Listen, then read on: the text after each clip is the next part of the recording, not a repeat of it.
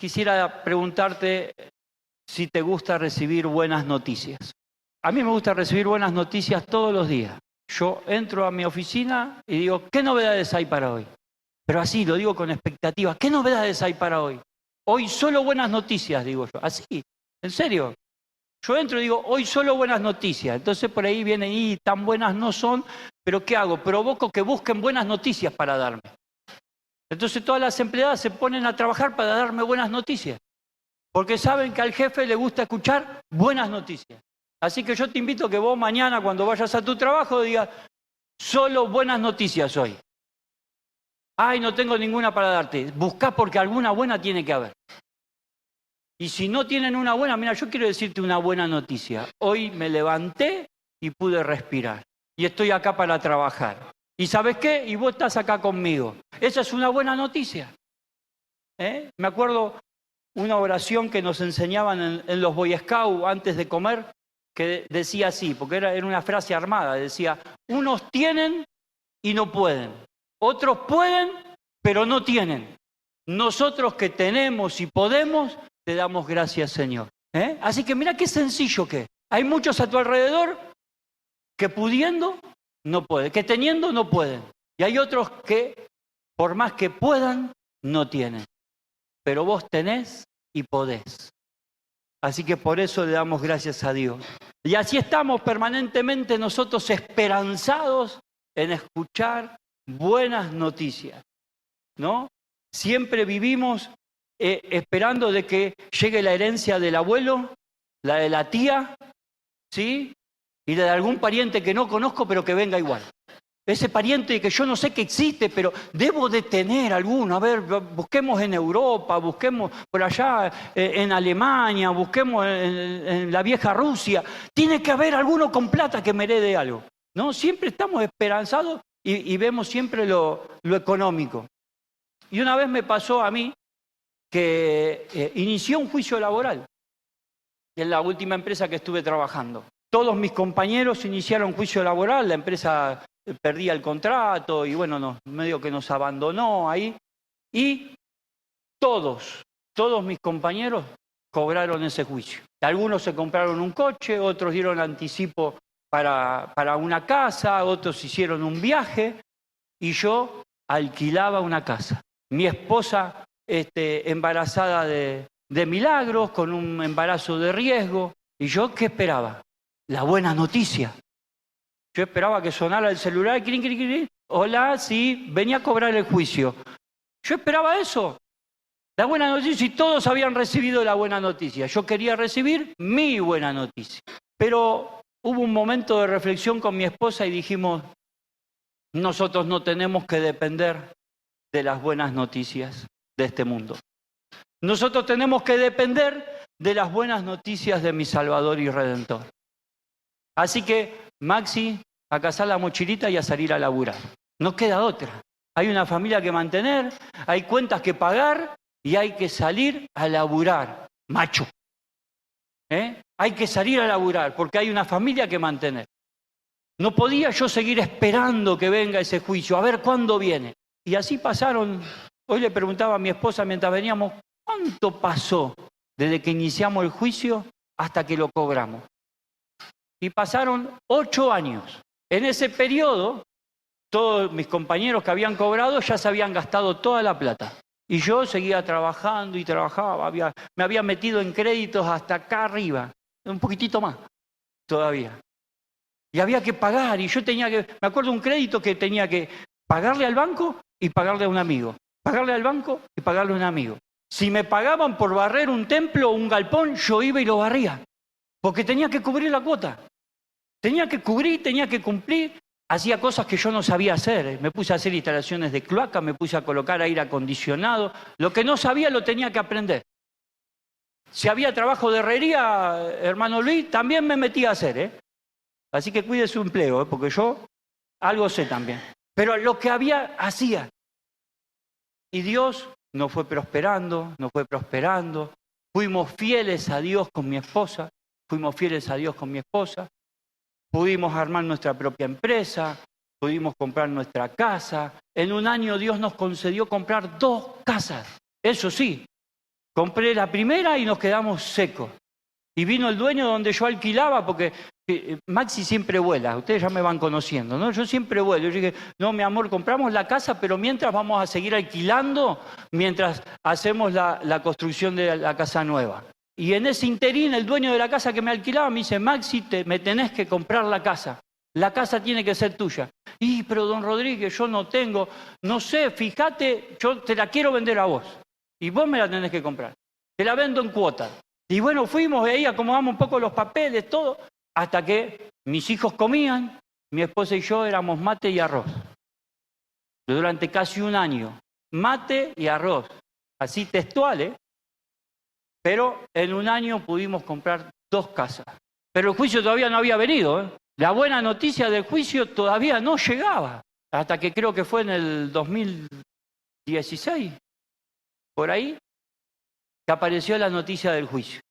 Ya teníamos casa, ya teníamos más de un vehículo, ya teníamos empresa en funcionamiento y todos mis compañeros ya se la habían gastado todas. Yo para ese entonces ya tenía el doble de lo que ellos habían adquirido. Entonces yo le decía a mi esposa, mirá si yo me hubiera puesto a esperar la buena noticia. ¿Qué hubiera pasado? Y cuando llegó el día de cobrar el juicio dijimos, bueno, con esta nos vamos al Caribe, nos vamos a tomar unas buenas vacaciones, vamos a pasar una segunda luna de miel. Dijimos, me presenté, cuando fui a cobrar me dieron un cheque 2016, ¿no es cierto? Acuérdense, 8 años atrás, al 2016, 2008 más o menos, mis compañeros 2009, 2010, habían cobrado entre 600.000 y 1 millón de pesos. Ellos habían cobrado. ¿No? Hagan las cuentas ustedes, los que más o menos tienen los números rápidos. Cuando me llega mi cheque, vamos a cobrar 16.000 pesos. No, creo que no le sacamos foto, ¿no? Al cheque. ¿Qué hice yo? Agarré el cheque y dije, gloria a Dios, porque nunca dependí de este noticioso, malverso y mentiroso, porque siempre dependí de ti, Señor. Y porque hasta aquí me ayudó el Señor. Yo llegué contento a mi casa y se lo muestro a mi esposa. Mi esposa se amargó. Es una vergüenza. Le digo, ¿cómo es una vergüenza? Gloria a Dios, porque nunca dependimos de eso. Y Dios nos llevó más allá de lo que nosotros esperábamos. Mirá si hubiéramos puesto nuestra esperanza en ese cheque. ¿Dónde estaríamos hoy? Nuestra esperanza fue puesta en el Señor. Y todos esperamos buenas noticias. Vos y yo permanentemente esperamos buenas noticias. ¿Qué hubiera pasado si mi esperanza hubiera estado puesta en ese cheque? El título de la prédica de hoy es presagio. Y quiero darte una definición de qué significa presagio. Presagio significa acción de anunciar un hecho futuro a partir de la interpretación de ciertos indicios o por simple intuición. Te lo vuelvo a repetir. Presagio es acción de anunciar un hecho futuro, o sea que va a suceder más adelante. Pero ese anuncio se hace basado en la interpretación de ciertos indicios, de ciertas cuestiones que hay alrededor tuyo o que uno está viendo. O algunos se aventuran a hacerlo por intuición. Ahora, la intuición, ¿saben qué? Muchas veces la intuición es abarcada o está fundamentada, mejor dicho, en la experiencia de uno, ¿no? Yo a veces, mis hijos me dicen, ¿vos cómo sabías que iba a pasar esto? Estos pelitos plateados no son de peino cana por algo es, porque ya tengo cierta experiencia. Entonces uno tiene cierta intuición, uno desarrolla intuición, ni que hablar las mujeres la intuición que desarrollan. No sé cómo hacen, pero Dios la dotó de ese sexto sentido que prácticamente todos lo saben. Ella no sé cómo hace. Pero uno, el ser humano, aprende a desarrollar intuición en función de su entorno y de la experiencia. Entonces, el presagio es el anuncio del futuro, de lo que va a suceder. Pero el presagio es con un fundamento, ¿sí? Con experiencia y con conocimiento de lo que sucede alrededor nuestro. Hubo una vez un profeta, hacía ya muchos años atrás, mucho tiempo, que se llamó Isaías, el capítulo 7, versículo 14 de la Nueva Versión Internacional, que él dio un anuncio, él dio un presagio. Dice así el versículo 14, dice, por eso el Señor mismo le dará una señal. La joven concebirá y dará a luz un hijo y lo llamará Emmanuel. ¿Que Emmanuel qué quiere decir? Dios con nosotros. Sigamos en el capítulo 9 del mismo profeta Isaías, versículo 6, Reina Valera. Ahí ya te la complico. ¿Sí? El presagio, mis hermanos, tiene que ver con ver el futuro, pero con un fundamento. Cuando uno ve el entorno y ve lo que sucede, puede saber lo que va a pasar más adelante. Dice Isaías capítulo 9, versículo 6, dice, porque un niño nos es nacido, hijo nos es dado y el principado sobre su hombro, y se llamará su nombre admirable, consejero, Dios fuerte, Padre eterno, príncipe de paz. Y esto lo anunció 400 años antes que sucediera. Mirá si yo tenía que esperar 400 años para cobrar el cheque. 400 años antes de que sucediera, pero todo un pueblo estuvo expectante. 400 años podemos decir que fueron 8 generaciones, a 50 años por generación, 8 generaciones esperando de que esto sucediera, esperando de que esa mujer elegida por Dios pueda concebir y dar a luz al Salvador del mundo. Y vamos a ver qué sucedió 400 años después, cuando ese presagio se dio y el cumplimiento de ese presagio. Lucas, Nueva Versión Internacional, capítulo 1, versículo 26 al 38, nos dice así en el nombre de Jesús. A los 6 meses, Dios envió al ángel Gabriel a Nazaret, pueblo de Galilea. ¿A quién envió? A un ángel. A un ángel envió. ¿Cuántos ángeles hay acá? Bien, no sabemos cuántos hay. El Señor los puede tener acá, pero nosotros no los vemos. Pero acordate bien que el Señor mandó a un ángel. Acordate bien. Versículo 27. A visitar a una joven virgen comprometida para casarse con un hombre que se llamaba José. ¿Descendiente de quién era José? De David. Es importante, porque te voy a decir un secreto que se me vino ahora a la mente. Era necesario de que el padre de Jesús sea descendiente de David. Porque cuando uno mira, y si tenés ganas después de estudiar y mirá la genealogía de Jesús, y léela en los 4 evangelios, en Mateo, Marcos, Lucas y Juan, si no me equivoco creo que es en Mateo, que dice que dentro de la genealogía de Jesús, ¿sabés quién estaba? Una prostituta. Rahab la ramera, dice. Estaba dentro de la genealogía de Jesús. Mira vos. No puede ser. Sí, es así. Es así. No permitas que nadie llame inmundo lo que Dios ha santificado. Sigue diciendo, versículo 28, el ángel se acercó a ella y le dijo, te saludo, tú que has recibido el favor de Dios, el Señor está contigo. Ante estas palabras, María se perturbó y se preguntaba por qué podría significar este saludo. No tengas miedo, María, Dios ha concedido su favor.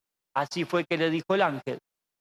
Quedarás encinta y darás a luz un hijo y le pondrás por nombre Jesús. Él será un gran hombre y lo llamarás Hijo del Altísimo. Dios el Señor le dará el trono de su padre David. David, 400 años atrás. Y el ángel le estaba diciendo, hoy un cumplimiento de un presagio dicho hacía 400 años atrás.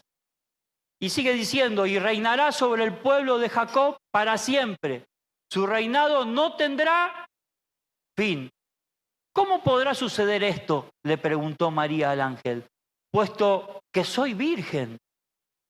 El Espíritu Santo vendrá sobre ti y el poder del Altísimo te cubrirá con su sombra. Así que el santo niño que va a nacer lo llamarás Hijo de Dios. También tu parienta Elizabeth va a tener un hijo en su vejez. De hecho, la que decían que era estéril ya está en el 6º mes de embarazo. Y el escritor le dedica solo un versículo para decir lo que viene. Cuando dice en el 6º mes de embarazo, punto. Y ahora quiere decir algo importante. Porque para Dios no hay nada imposible. ¿De quién estaba embarazada? Elizabeth se dice que era la prima de María. ¿De quién estaba embarazada? De Juan el Bautista. De Juan el Bautista. Si ustedes siguen leyendo después, ellas se encuentran y cuando los vientres se enfrentan, yo me lo imagino todo, no sé, Dios me dotó de una gran imaginación, ¿no? Yo veo las dos pancitas de perfil, las dos primas, ¡ay! ¿Cómo estás? Así, y las pancitas, dice que la Biblia, que las pancitas dentro se revolucionaron. porque los seres que tenían dentro de sus vientres sabían lo que estaba sucediendo. El Bautista, Juan el Bautista iba a ser quien lo bautizara y quien iba a recibir el mensaje directo de Dios en forma de paloma diciéndole: este es mi Hijo amado en quien tengo complacencia. Haced todo lo que Él os diga. ¿Por qué? Porque para Dios no hay nada imposible. ¿Qué hay imposible para Dios? Muy bien. Sigue diciendo: aquí tienes a la sierva del Señor, contestó María. María dijo: heme aquí, mi cuerpito es tuyo. Acá te lo entrego. Voy a hacer lo que papá Dios diga que haga, eso voy a hacer. Se determinó. ¿Se acuerdan que el domingo pasado hablamos de ser determinado? Bueno, María se determinó a cumplir con el plan de Dios. Aquí tienes a la sierva del Señor, contestó María, que Él haga conmigo como me has dicho. Con esto el ángel la dejó. Pero ahí vamos a hacer un pequeño gran paréntesis. A ver qué es lo que sucede en esta historia. Que muchas veces la pasamos por alto. ¿Y José qué onda? ¿Qué pasa con José? De repente él estaba a la espera. ¿Quién iba a ser su esposa? Embarazada. Pero Dios no deja nada al azar. Quiero hacerte una pequeña reseña de qué es lo que sucedía en aquel entonces. Por eso es importante estudiar en el Instituto Bíblico. En la costumbre judía había 3 etapas para el matrimonio. Había una etapa, que era la primera, que se llamaba el compromiso. Era el procedimiento judío. El compromiso se hacía cuando las personas eran niños. Era la costumbre judía. Cuando ellos eran niños, ni siquiera se conocían y los padres consideraban, el judío consideraba que el casamiento era algo tan serio que no había que dejarlo a libre decisión del corazón. Que lo tenían que tomar la decisión los padres. Entonces, en aquella costumbre era que sucedió este acontecimiento. Y ahí estaban José y María comprometidos desde chiquitos. Ellos no sabían. Cuando tuvieron razonamiento le dijeron: vos estás comprometido con María, María, vos estás comprometida con José. ¿Sí? Y así tenían que andar. Luego, cuando ya estaban saliendo de la adolescencia y entrando en la madurez, estaba la segunda etapa, que era la del desposorio. En esta etapa, donde se les permitía que ellos se había establecido por medio de los padres o del casamentero. Había casamenteros, ¿vieron que, y esta es una casamentera? No, en aquel entonces había un oficio que era de casamentero. Casamentero profesional. ¿Cuál es tu oficio? Casamentero. Ahora, si algo salía mal, anda a arreglarte con el casamentero. El compromiso se había establecido por medio de los padres o del casamentero. Se podía romper si una de las dos partes no quería continuar con ese compromiso. Pero una vez que se llegaba al desposorio, era absolutamente vinculante. Ya estaban vinculados, ¿no? Pero durante que duraba ese tiempo de desposorio, no vivían como matrimonio. Ya estaban, como quien dice, habían sacado fecha para el casorio. Tenían fecha para casarse, pero no convivían todavía. Pero se los consideraba que ya eran marido y mujer. Dice que la tercera etapa era el matrimonio. Propiamente, el dicho que tenía el lugar era a fin del año del desposorio. O sea, cuando se terminaba la etapa del desposorio, ahí, durante ese año, ahí se tenían que casar. Y estas eran las costumbres judías. Así que José estaba cursando en medio de esta etapa. Ahora el pasaje que vamos a leer habla de que José se quiso divorciar. Él se quiso separar, se quiso divorciar. Y dice que lo quiso hacer en secreto para no hacerla pasar vergüenza a María. Pero ¿cómo divorciarse si no estaba casado? No, estaba en la etapa del desposorio. ¿Sí? Todavía no convivían. Por eso es que era una vergüenza que María quedara embarazada. Porque, como diríamos hoy, hubo anticipo, ¿no? Entonces, en esa etapa era que yo estaba. Dice ahí en Mateo capítulo 1, versículos 19 al 25, vamos a ver cómo Dios trata con José. Como José, su esposo, era un hombre justo y no quería exponerla a vergüenza pública, resolvió divorciarse de ella en secreto. Versículo 20. Pero cuando él estaba considerando hacerlo, se le apareció en sueño un ángel del Señor y le dijo: José, hijo de David, no temas recibir a María por esposa, porque ella ha concebido por obra del Espíritu Santo. Dará a luz un hijo y le pondrá por nombre Jesús, porque él salvará a su pueblo de sus pecados. No dice que va a salvar a su pueblo del yugo romano. No dice que va a salvar a su pueblo y que le va a dar una nueva ciudad. Dice que lo va a salvar de sus pecados. De eso nos salva el Señor, de nuestros pecados. Sigue diciendo, versículo 22. Todo esto sucedió para que se cumpliera lo que el Señor había dicho por medio del profeta 400 años atrás. 400 años atrás, alguien dijo lo que iba a suceder. Y eso se estaba dando en cumplimiento. La Virgen, sigue, ahí dice lo que había dicho el profeta, la Virgen concebirá y dará a luz un hijo y lo llamará Emmanuel. ¿Qué significa?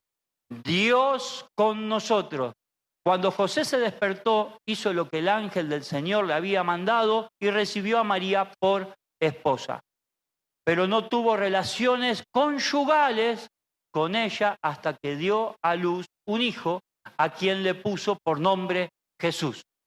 Y acá vamos a hacer otro pequeño paréntesis. María, después de dar a luz a Jesús, tuvo más hijos. Por eso nosotros no adoramos a María como Virgen María. Porque ya del hecho de que nació Jesús, ella perdió su virginidad. Entonces, nosotros entendemos quién fue María, sabemos que fue una sierva de Dios, como tantos otros siervos y siervas de Dios. Fíjense el versículo 23 que repite, ¿no? La Virgen recibirá y dará a luz un hijo y lo llamará Emmanuel, que significa Dios con nosotros. Los ángeles están para ayudar, colaborar y apoyar a los hijos de Dios. Pero ¿sabés qué? ¿De qué están deseosos los ángeles de hacer y no pueden hacer? Los ángeles quieren predicar el Evangelio. Los ángeles quieren gritarle a la gente: Jesús te ama, Jesús te salva. Él vino, nació, trató con 12, hizo discípulos, murió en una cruz, resucitó para que vos puedas acceder a la vida eterna. Los ángeles la conocen de pe a pa, conocen desde el principio al fin, conocen toda la teología, conocen todo el amor de Dios, conocen el cielo y conocen la tierra, conocen lo que va a pasar después porque conocen los planes de Dios. Y ellos quieren venir y gritarlo y decirlo. A tu vecino de al lado, al de enfrente, a tu compañero de trabajo, a todo. No sé si alguna vez te pasó que tuviste un pensamiento: ay, a este le podría hablar. Ah, le quiero hablar, le quiero decir algo. Ah, porque estamos en la cola del banco o en la cola del Rappi Pago y estamos ahí y qué calor, y que este gobierno, y que cómo aumenta el dólar, y que cómo aumenta el combustible, y que ya no se puede comprar ni el pan, y ya no se puede comprar ni la leche. Y sí, es verdad, y ay, pero ¿cómo le digo? ¿Cómo le digo? ¿No? ¿No estás así a veces que querés decirle a alguien? Y seguramente que es un ángel que te está carcomiendo la cabeza y te está diciendo: predicale, predicale, predicale, porque yo estoy deseoso de hacerlo y no puedo. Ellos se desesperan por hacerlo, pero ellos están para dar presagios. ¿Y sabes qué? Vos y yo estamos para más que presagios. Estamos para dar presagios y para anunciar el evangelio de salvación. El apóstol Pedro escribe en su primera carta, una carta universal del apóstol Pedro, Capítulo 1, versículo 12. Solo vos y yo podemos ser testigos. Dice así en el nombre de Jesús.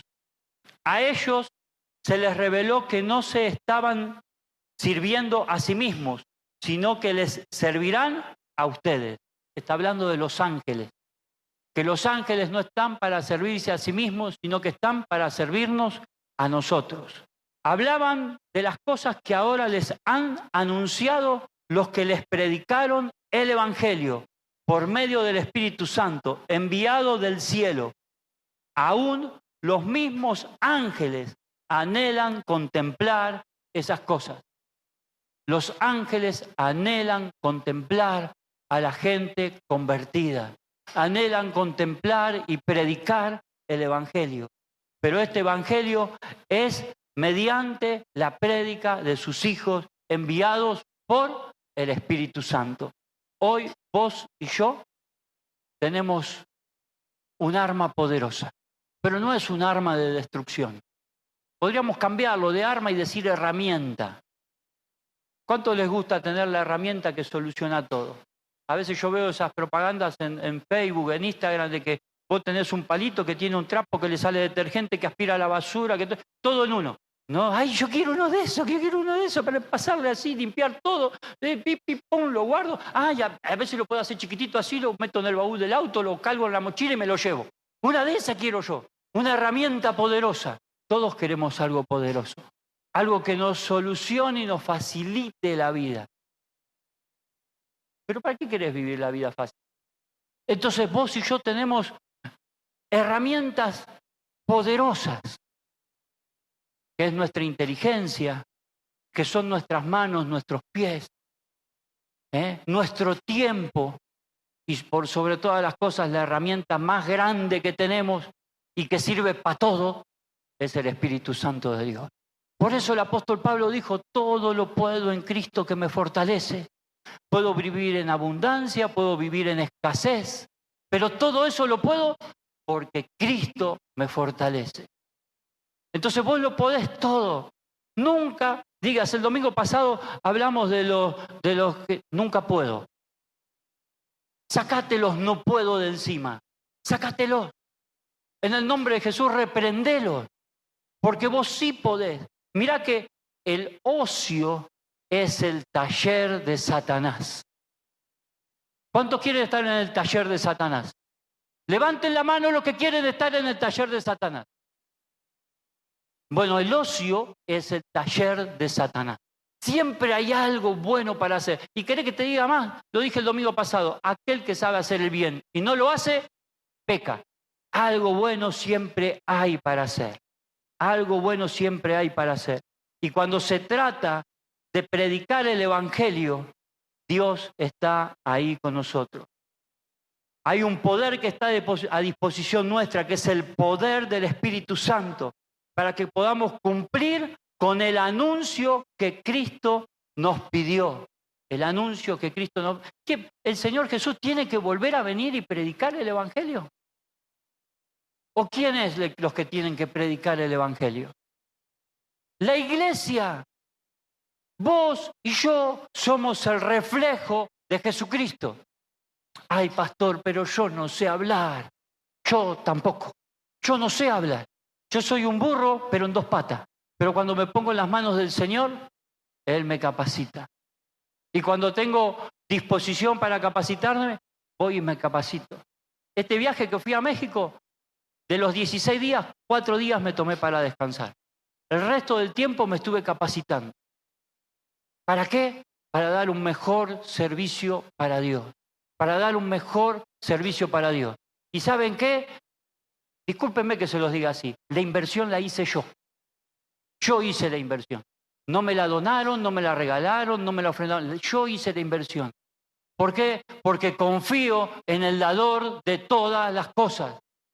Porque sé que lo que yo siembro, Él me va a dar cosecha. Porque confío en Él, porque Él es aquel que en la parábola de los talentos dijo, sabes que yo siembro, cosecho aún donde no siembro, y aún tuviste miedo, el talento lo guardaste y lo escondiste. ¿Qué estamos haciendo con nuestros talentos? ¿Qué estamos haciendo con las cosas que el Señor nos dio? Estamos capacitados por Dios. Cristo vuelve por segunda vez, pero no vuelve a predicar el Evangelio. Él vuelve a buscar a su iglesia. Ahora hay una corriente que anda andando por ahí que dice, Maranata, Cristo viene, Maranata, Cristo viene. Amén, gloria a Dios. Maranata, Cristo viene. Pero cuando Cristo venga, va a sacar el cuadernito de tu vida y va a decir, hagamos cuenta. A ver, ¿qué hiciste como representante mío acá en la tierra? ¿Qué hiciste? A ver el cuadernito. A ver, en el año tanto, en el año tanto. Ah, acá te recapacitaste, te pusiste las pilas. ¿Cuánto te duró? 5 días, 1 mes, 3 meses, 1 año. Ah, llegaste hasta acá, qué bien. Te felicito. Me acuerdo aquel domingo que el pastor predicó y vos te reconciliaste conmigo y te pusiste las pilas y a partir de ese domingo hasta el día de hoy permaneces firme, fiel y trabajando. Maranata, Cristo viene. Sí, pero nos va a pedir cuenta. Él viene a buscar a todos los redimidos y el Señor te va a decir, a ver, Maxi, ¿cuántos redimidos te tengo que computar a vos? ¿Cuántos redimidos? A ver cómo anduvo tu cosecha. ¿Cómo anduvo? Ah, Maxi, pero tuviste 2 redimidos nada más. ¿Por qué? Porque sembraste poco. ¿Por qué sembraste poco? Porque te faltó fe. ¿Por qué te faltó fe? Porque te fuiste al taller de Satanás, al ocio. Dios me libre y me guarde de eso. Dios me libre y me guarde. Y ya lo hablamos el domingo pasado. Para esto no hay edad. Libro de Hechos, capítulo 1, versículo 8, y ya termino con esto. Libro de Hechos, capítulo 1, versículo 8 dice, pero cuando venga el Espíritu Santo sobre ustedes, recibirán poder y serán mis testigos tanto en Jerusalén como en toda Judea, como en Samaria y hasta los confines de la tierra. Y ya vemos algunos que, ay, yo quiero ir a predicar al África. No podés comer acá y querés ir a comer al África. Ah, yo quiero ir a predicar al norte de mi país. No le predicás a nadie acá y allá en el norte de nuestro país, donde prácticamente no anda la gente por el calor que hace, le querés ir a predicar. Ustedes saben que hace poco me di cuenta, y perdónenme los más viejitos, ya van conociendo a este pastor, que hay un himno que durante toda mi juventud cantamos, y a mí me gustaba cantarlo, que no lo creo que sea tan bíblico. Porque decía, vamos por montes y collados predicando el evangelio que Cristo nos legó. ¿A quién encontrás en los montes y en los collados? ¿Qué encontrás en los montes y collados? Eso me pasó en el mes de diciembre que estuve en Córdoba y yo miraba alguna que otra cabrita perdida en el medio de la sierra, digo, ¿y los montes y los collados? ¿Qué hay? ¿Dónde está la gente entre los montes y los collados? Ese himno está mal. ¿Cómo voy a predicar el evangelio entre los montes y los collados? No puedo, si no hay nadie ahí. ¿A quién le voy a predicar? Ahora, si voy a practicar, está bien. Andá y practica ahí. Y después andate hasta la ciudad, ¿sí? Y predicar el evangelio. Y no hace falta que agarres un micrófono, que te pongas a gritar en la plaza. Alrededor tuyo, Jerusalén, tu casa, está llena de necesitados. Tu entorno, tu barrio. Ayer hablábamos con los varones que vinimos a trabajar un poco acá. Trabajaron más ellos que yo, la verdad. Yo tengo el don de dirigir. Y entonces es inevitable. ¿Vieron que es inevitable hablar mal de nuestro país? Es inevitable. Pero pastor, ¿y usted qué quiere? Con las cosas que están pasando, ¿qué vamos a hacer? Sí, pero la iglesia tiene que ser el factor de cambio. La iglesia tiene que ser el factor de cambio. Porque la iglesia tiene la autoridad espiritual para cambiar, para sanar, para recuperar a la prostituta, para recuperar al borracho, para recuperar al drogadicto, para recuperar a tu vecino, a tu vecina, a tu pariente. ¿Sí? ¿Cuántos practican el perdón? No estoy diciendo la disculpa, porque nosotros agarramos, discúlpame, te pisé, uy, discúlpame. Es como que la disculpa como que aliviana la cosa. Entonces yo estoy empezando a practicar el perdón. Me parece que la palabra perdón tiene más peso, más valor. Entonces, perdóname, lo hice sin querer queriendo. Me equivoqué, perdóname. Y si tenés algo con alguien, tenés que restablecer eso. Tenés que llevarte bien con todos, porque ese es el Evangelio. Con todos tenés que llevarte bien. Y Dios va a prosperar tus caminos. Dios va a ver la fidelidad, va a ver Dios. Dios va a ver esa fidelidad. Dios va a prosperar tu vida, va a prosperar tu casa, va a prosperar tu familia. ¿Por qué? Porque estamos haciendo lo que Él nos pidió que hagamos. Los ángeles se desesperan. Yo me imagino el ángel Gabriel, Señor, yo que anuncié y le dije a María que ibas a nacer, ¿por qué no puedo ir yo y predicar el Evangelio? Y el Señor, porque por vos, mi hijo no murió en la cruz, murió por ellos. Ellos son los redimidos. Y ellos son los que tienen que dar testimonio de lo que hago en sus vidas. Estoy esperando que cada uno de ellos se reconcilie conmigo para mostrarle lo que pueden hacer de mi mano. Yo me imagino esa conversación del Señor con los ángeles. Ellos pueden. ¿Por qué? ¿Sabes por qué, Gabriel? Porque los hice poco menor a los ángeles. Lo puse por sobre todas las cosas en la tierra. Poco menor a los ángeles, dice que nos hizo. Así que fíjate si no tenemos autoridad. Dios me dice que tengo que perdonar, voy a perdonar. Dios me dice que me tengo que tragar mi orgullo, aunque me quede difónico de cómo me jaspee la garganta por tragarme el orgullo, me lo voy a tragar. Muchas cosas que hay en nuestra intimidad que impiden el mover de Dios. Y el Señor me está revelando esto esta mañana. Hay muchas cosas que Dios no se mueve porque hay asuntos pendientes en nuestra propia vida. Soltáselos. Soltáselos. Tengo un mensaje por ahí guardado que se llama soltando el peso para levantar vuelo. Es hora de soltarlo y entregárselo al Señor. Pedí perdón, reconciliate. Aunque la otra persona no lo entienda. Y este está loco. Yo lo lastimé, yo lo golpeé, yo lo insulté y me viene a pedir perdón. Te vengo a pedir perdón. Y te perdono en el nombre de Jesús. Pero nunca más me vas a volver a hacer lo mismo. Porque yo ahora estoy bajo el amparo del Señor. Pero quiero que sepas que yo te perdone. O quiero que sepas que yo vengo a pedir perdón. Eso es soltar. Hay una liberación impresionante. Y ahí vamos a levantar vuelo. Ahí vamos a levantar vuelo. Así que, si querés despojarte de todo peso, te invito a que pases aquí adelante. Vamos a orar por tu vida en el nombre de Jesús. Si sentís de que Dios hoy te habló, que el Señor está obrando a través de su palabra, este día de ayuno y oración, usted ore por su situación. Ore por su situación. Dice el Señor que no nos podemos reconciliar con Él porque a Él no lo vemos, sin antes no nos reconciliamos con nuestros amigos, con nuestros pares. Entonces yo te digo de que hoy asumas un compromiso y puedas decir, Dios, luego del día de hoy voy a empezar a pedir perdón. Y si puedo buscar a la persona y reconciliarme, la voy a buscar y me voy a reconciliar. Y luego nos vamos a reconciliar. Y vamos a tener una vida en comunión con el Padre. Porque nosotros como hijos nos sentimos seguros en los brazos del Padre. Y este es el momento donde vos le vas a entregar todas tus cargas al Señor.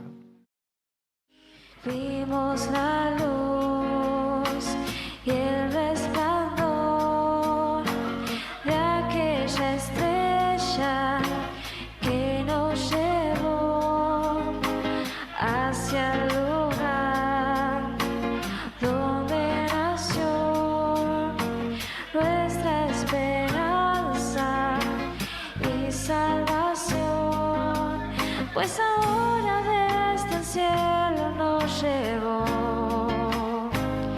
Dios con nosotros, Emmanuel.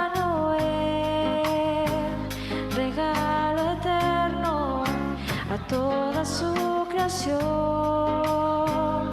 Dios con nosotros, Emmanuel, el anciano de días, encarnado en un bebé, el Mesías prometido por amor. Dios con nosotros es,